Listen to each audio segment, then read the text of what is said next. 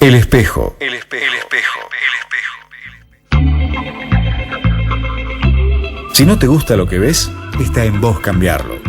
El espejo, para vernos un poco más. El espejo. El espejo. El espejo. El espejo.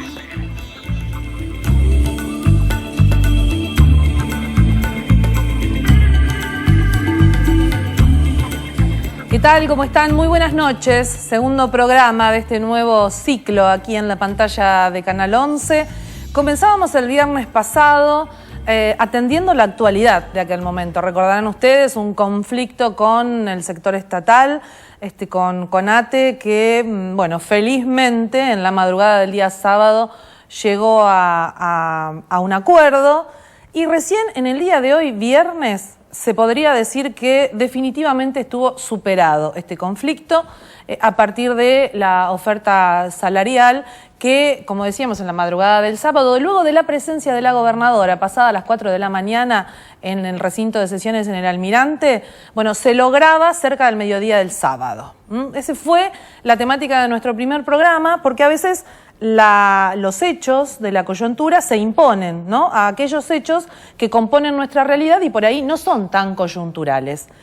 Hoy vamos a hablar de un tema que nos preocupa demasiado y nos ocupa no sé si tanto, quizás a lo mejor necesitaríamos ocuparnos un poco más. Ya veremos y cómo ocuparnos. Vamos a hablar de las drogas y el delito. Era un tema que ya lo teníamos previsto para este viernes y que un hecho coyuntural de la realidad que formó parte de las noticias, y hablo del operativo Equinoccio, que involucró a las ciudades de Río Grande y Ushuaia, de algún modo también alimentaron el fundamento del porqué del programa del día de hoy. Un operativo que el propio secretario de Seguridad de la provincia lo calificó como, en función de no solo de la cantidad de estupefacientes encontrados, sino de la variedad, en un operativo sin precedentes en la historia de nuestra provincia. Y también se presentó, mejor dicho, en la legislatura, esto por iniciativa del Poder Ejecutivo, a partir del adelanto que la propia gobernadora había hecho el 1 de marzo en la apertura de sesiones ordinarias, de el proyecto de adhesión a la Ley Nacional 26.052, y estamos hablando de la adhesión a la Ley de Desfederalización del Delito de Narcotráfico. Dos temas que conjuntamente con una realidad que preocupa y ocupa, no sé si como se debe o en el nivel que se debiera, involucra a la sociedad en su conjunto, a las instituciones y a cada uno de nosotros como ciudadanos y componentes de esta sociedad. Esta noche van a estar aquí con nosotros, vamos a comenzar ya rápidamente el primer bloque. En la parte final de nuestro programa tendremos la presencia del doctor Gonzalo Sagastume. Él es juez que integra el Superior Tribunal de Justicia, y ya están aquí con nosotros el doctor Gustavo Ariz Navarreta, que es defensor oficial ante el Superior Tribunal de Justicia e integra la Asociación de Magistrados. ¿Qué tal, Gustavo? Buenas noches. Buenas noches, Edith. Y también lo tenemos al doctor Pablo Villegas, él es abogado del Foro Local, de aquí de la ciudad de Ushuaia, y a Pablo quizás, a lo mejor mediáticamente lo conocimos mucho por el caso de Antonio Toledo, ¿no? Un caso emblemático que lamentablemente. Buenas noches, antes que nada, Pablo. Buenas noches, ¿cómo estás? ¿Y sabes por qué traje a colación el tema de Antonio Toledo? Porque digo, en función de este operativo, de esta semana que comenzó el día lunes, que involucra a las dos ciudades, que se hablan de más de 4 kilos de cocaína, de otro tipo de estupefacientes, de pastillas, de marihuana, que involucra casi a una decena de personas, con un contacto en Punta Alta, etcétera, etcétera, y se lo califica como un hecho histórico en materia de operativos por la dimensión. También fue un hecho histórico el de Antonio Toledo. Creo que fue un punto de inflexión si hablamos de seguridad en la provincia, ¿no? Sí, seguramente. Fue un hecho muy dramático, por así decirlo, que ha marcado o que ha dejado una huella en la historia policial e institucional, diría yo, en la ciudad de Ushuaia, y que lamentablemente a la fecha todavía no nos podido dar con los autores materiales. Así que sí, ha sido un hecho sumamente importante, ¿no? Hablando de bisagras y de hechos que si uno tendría que hacer una especie de raconto histórico, son para mencionar, ¿no? Porque la ciudad se manifestó de manera absolutamente voluntaria, autoconvocada. Recordemos, la ciudad quedó partida al medio, con sensaciones de inseguridad. Gustavo, si hablamos de inseguridad y nos remitimos al título de hoy, las drogas y el delito, hoy vemos cómo el delito cada vez más está asociado con el consumo de drogas. Y hablamos de narcóticos y hablamos de alcohol. Básicamente de alcohol. Básicamente. La tasa de criminalidad en general en el país, y particularmente en Tierra del Fuego, en delitos violentos, está atravesada esencialmente por el alcohol. El alcohol, conjuntamente con otras drogas legales, el alcohol es una droga legal, ¿no? Con otras drogas legales como son barbitúricos, el Rohypnol, Rivotril, Plax, un montón de pastillas que están en la mayoría de los hogares. Esa combinación de esos ansiolíticos, ¿no? Claro, de esas drogas producen efectos que son bastante violentos en muchos casos, desinhiben a la persona y maximizan algunas cuestiones de perfiles violentos de base que ya se tiene. Y eso hace que cuando uno escucha tal chico está puesto, tal persona, básicamente está atravesada por ese fenómeno. Y por lo general es una combinación, que no es el alcohol únicamente. Básicamente sí, a ver, cuando uno en el trabajo conversa esto con la persona involucrada en esa situación, refiere básicamente esto, que es alcohol mezclado con pastilla, pasta, como se llama. En realidad el meridiano pasa esencialmente por ese lado. Está muy bien esto de la noticia, obviamente que la participo en cuanto a lo que representa en orden a la persecución al delito de narcotráfico organizado. Que el Estado tiene que tener una actitud muy proactiva, estar muy presente y perseguirlo. Ahora, del mismo modo que deja de estar esa droga a disposición de una comunidad importante de consumidores, del mismo modo se accede libremente a consumir una droga que produce mayor índice de daño y de mortandad en el país en general, que es el alcohol. Se mata, se lastima, se causa daño atravesado por el alcohol mucho más que con el resto de cualquiera de las otras drogas. Y se focaliza específicamente en los estupefacientes en este caso, ¿no? Además, pensaba en esto, las noticias de desbaratar bandas, como así se los denomina cuando el operativo logra dimensiones importantes, no nos remite a una solución del problema. Y lo vemos que está cada vez más en crecimiento. ¿Por qué creen que esto pasa? Es decir, ¿las herramientas que hay no son suficientes, Pablo? ¿Cómo lo ven como abogados, no? Porque... Sí, mira, yo hablo de la perspectiva, como vos dijiste, de un abogado del foro local, claro, ¿no? De la experiencia. ¿Qué pasa en tu estudio jurídico cuando recibís a un...? Coincido con lo que dice Gustavo, es decir, de hecho, en el curso de esta semana, por ejemplo, se ha dictado condena a una persona que, por un homicidio, que era menor de edad en su momento cuando estuvo su participación criminal, en un hecho que fue muy importante acá en la ciudad de Ushuaia, hace 2 años atrás, nada más, y en la que yo tuve intervención profesional defendiendo a una persona que había sido imputada primariamente, y donde el común denominador fue que a partir de las 11 de la mañana empezaron a tomar bebidas alcohólicas, le agregaron estos psicofármacos, hacen los famosos heavy, que le dicen algunos, y después terminaron a la 1 de la mañana produciendo un hecho de la gravedad, como ha sido el homicidio de un ciudadano de la ciudad de Ushuaia.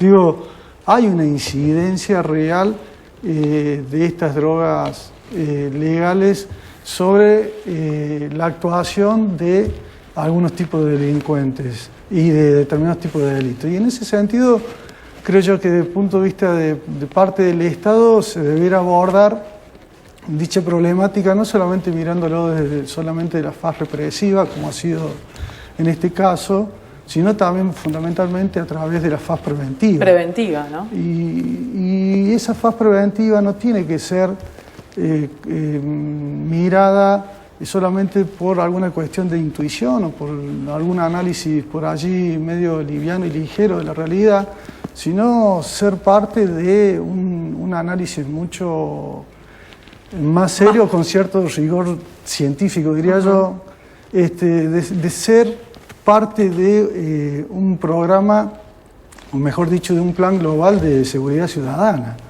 en donde tengan participación principalmente en la evaluación de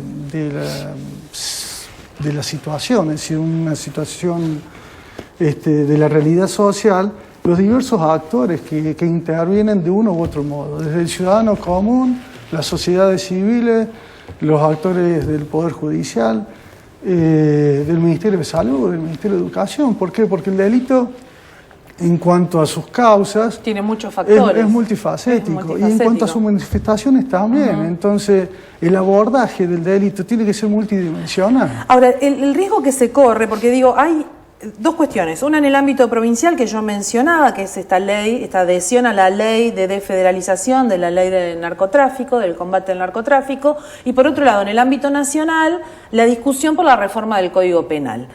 La sociedad en su conjunto, si nos remitimos a lo que tiene que ver con la dirigencia política, corre el riesgo de que esta dirigencia política de algún modo aborde no multifacéticamente el problema, sino que sea una respuesta poniéndole el foco a las normas vigentes, acudir a una reforma rápidamente, como fue, yo recuerdo, Bloomberg y aquella época, como la solución de todos los problemas. Digo, hasta ahora nunca nos dio resultado. No, pero no, a ver, el problema, entre comillas, problema de la reforma del Código Penal que está ahora en la exposición debate pública, en realidad es un estudio hecho por una comisión pluriparticipativa de técnicos de bastante relevancia, con más de 60 universidades, con algo así de 40 y tantas organizaciones no gubernamentales que participan en la sociedad en lo que tiene que ver con la cuestión de la seguridad, del delito, del comportamiento humano y demás. Es decir,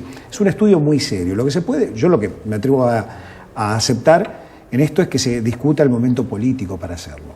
Pero el Código Penal que se va a modificar importa, primero, una sistematización, un ordenamiento de un Código Penal totalmente disperso. Tan disperso que aparecen estas leyes parches como fue Bloomberg, claro, que no sirvió para nada, porque se penó más algún tipo de modo del robo, de forma del delito de robo, y el delito de robo sigue existiendo igual o más que antes. Eso fue una respuesta política a un reclamo social. Absolutamente. ¿No? Digo, ahí corremos un poco el riesgo. Pero el enfoque tiene que ver con esto, Edith, coincido contigo. Si la respuesta a la seguridad está desde una idea que con mayor pena se va a lograr que la gente delinca menos, lo han probado varios países, lo hemos probado nosotros y no ha servido.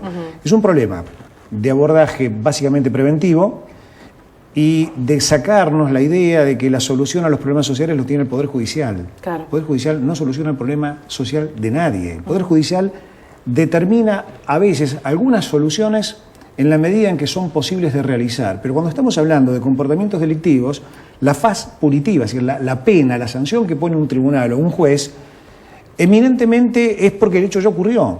Y a la sociedad no le hace bien que ocurra, tampoco le hace bien que ocurra y no pase nada. Eso está claro igual. Pero el problema es que si nos vamos a quedar con tener una faz represiva, en el buen sentido, una vez consumado el hecho, y no trabajamos en lo anterior, el índice de delito no baja. ¿Por qué? Porque está probado que por más que haya sanciones y sanciones fuertes, la gente igual delinque. Si es que no tiene antes algún corte donde la sociedad pueda ver y pueda ayudar en la prevención. Esto es elemental. Educación, prevención, aprender los argentinos a ser más respetuosos de la ley todos. Ahora, Pablo planteaba un tema que me parece también importante, es decir, a ver, vivimos en una sociedad totalmente hacedora de adictos, de muchas formas. Somos una sociedad atravesada por un consumismo que es atroz. Es muy difícil a una masa poblacional muy grande de jóvenes, de chicos jóvenes y hasta adultos jóvenes, sacarlos, sustraerlos de esta necesidad de existir. A ver... o de cumplir con los estándares, un digamos, chico que está fumando un porro en una plaza va detenido. ¿Bien? Pero una cadena de productos de venta de alcohol o de cigarrillos, que mata mucho más eso que la marihuana, está permitido, está en la televisión. Yo tengo acceso a la publicidad para tomar determinado alcohol, que si tomo determinado alcohol tengo más éxito con las mujeres, o soy más langa, no sé. Hay que beber con moderación. Claro, perfecto. El Estado es un poco dualista en esto, ¿no? El Estado facilita el consumo a través de estas políticas, el Estado todos me refiero, de sustancias que son totalmente adictivas. Hoy ya se considera, y esto es un dato sanitario, que la puerta de entrada a las drogas duras, no es la marihuana, es el alcohol. Directamente. Entonces este mito que antes empezaba con la cerveza, se seguía con el porrito, de ahí se pasaba la cocaína, mentira, hoy atraviesa una gran cantidad de chicos que caen en el delito, atraviesan el salto directamente del alcohol en ciudades grandes a la pasta base. No pueden pagar cocaína, no pagan cocaína. ¿Y cómo se logra más seguridad teniendo este esquema, ¿no? Es decir, Mira, vamos a combatir el alcohol, además de los narcóticos. Yo soy un convencido de que como sociedad nos merecemos discutir, debatir y tener un plan global de seguridad ciudadana. Y para ello es necesario tener datos estadísticos confiables que no solamente surjan de los datos oficiales de las instituciones de la seguridad, como así se lo llaman, que es del Poder Judicial o de la Policía, sino también que otros tipos de datos que nos demuestren en realidad cuál es la situación de una sociedad en particular en un territorio determinado. Es decir, los datos oficiales nos dan los elementos de la criminalidad aparente, pero la criminalidad sumergida se obtiene o medianamente se puede llegar a inducir de encuestas de victimización y de algún tipo de otro abordaje. Es decir, eso es importante, los datos que están ocultos, porque digo, esta es una sociedad en donde cuando tratamos de ver qué es lo que pasa, subterráneamente nos damos cuenta del importante nivel de violencia familiar, o sea, intrafamiliar, derivada entre una cuestión de género, entre, digamos, un adulto y un menor. Hablamos de que la mayoría de los jóvenes consume alcohol y en un 90% quienes están privados de la libertad son jóvenes de nuestra sociedad. Totalmente. Digo, tenemos un componente social, se habla de que es una sociedad bastante egoísta, que mira a cada uno su propio ombligo, digo, eso contribuye sin duda alguna. Y el nivel adquisitivo de este lugar. Sí, tal cual. Yo quiero retomar un punto que planteaba, vamos a la pausa, planteaba Pablo y quedarme un paso antes. Yo creo que esto no hay que abordarlo desde la criminología. Esto es un tema sanitario, esencialmente. Es una sociedad que está enferma, que tiene consecuencias criminales en algunos casos, pero mayormente no.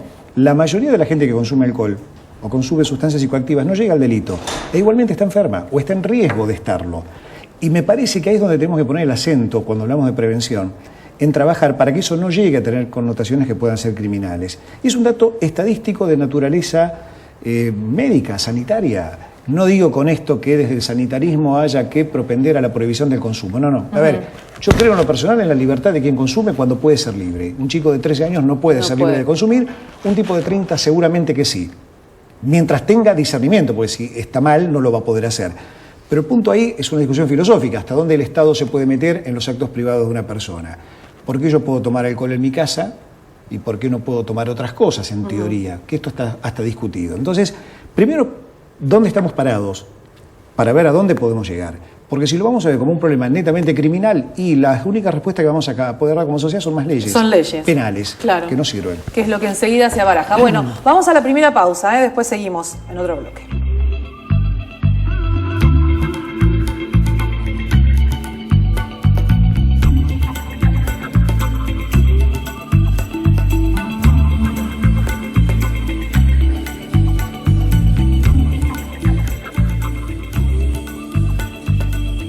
El espejo. El espejo. El espejo.